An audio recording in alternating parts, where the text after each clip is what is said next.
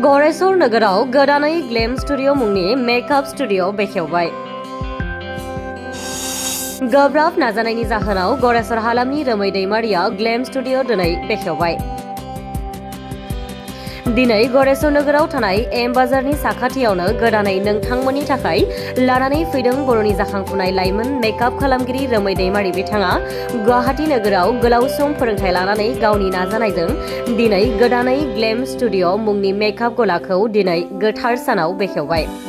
Glam स्टुडिअनि बिगोमा रोमै दैमारि बिथाङा फोरमायनाय बादिब्ला हेयार, मेकआप, स्किन, नेइल्स बायदिजों लोगोसे गोथार जुलियाव खैना गोदान साजायनानै बायदि बायदि खाबुफोरखौबो मोननो हागोन होननानै फोरमायदों।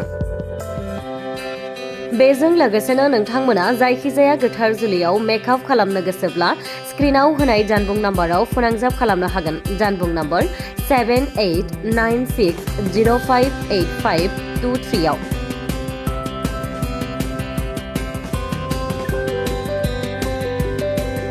बिराद मोजां नांदों।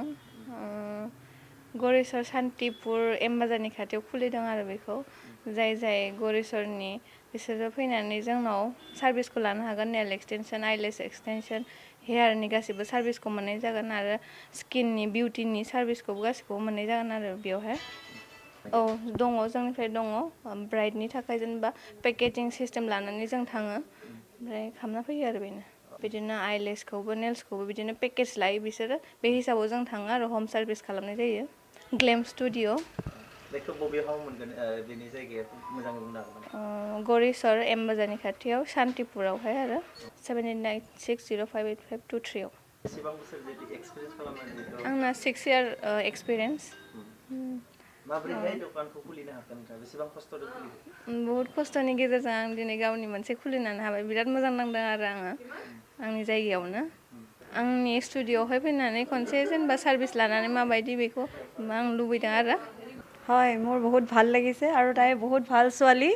তাই আগৰ পৰা কাম মানে কৰিয়ে আছে এইটো লাইনত আৰু নতুনকৈ এতিয়া মানে গড়েশ্বৰত এয়া খুলিছে পাৰ্লাৰ আৰু ময়ো মানে কৰি বহুত ভাল লাগিছে আৰু তাইৰ যাতে মানে ভৱিষ্যত বহুত ভাল হয় আৰু ইয়াৰ পৰা যাতে বহুতখিনি ইম্প্ৰুভ হয়, ভালকৈ কৰে, চবে আহে যাতে, কাষ্টমাৰ আহে আৰু ধুনীয়াকৈ কৰি লৈছে।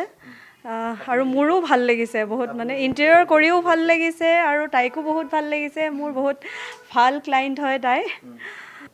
মানে এনেকুৱা জেগাত তাই ইমান ধুনীয়াকৈ যিহেতু এখন পাৰ্লাৰ খুলিছে আৰু তাই গুৱাহাটীতে কৰি অহা, তাই বহুত ভাল এক্সপিৰিয়েঞ্চ আছে। মই নিজেও কৰিছোঁ, এতিয়াই কৰিলোঁ নেইল আৰ্ট। তো সকলোকে ইয়াতে নিমন্ত্ৰণ জনাইছোঁ, তাইৰ ফালৰ পৰা, মোৰ ফালৰ পৰা, সকলো ফালৰ পৰাই আহিব, কৰিব, চবে বহুত ভাল পাব আৰু তাইৰ কামটো কৰি।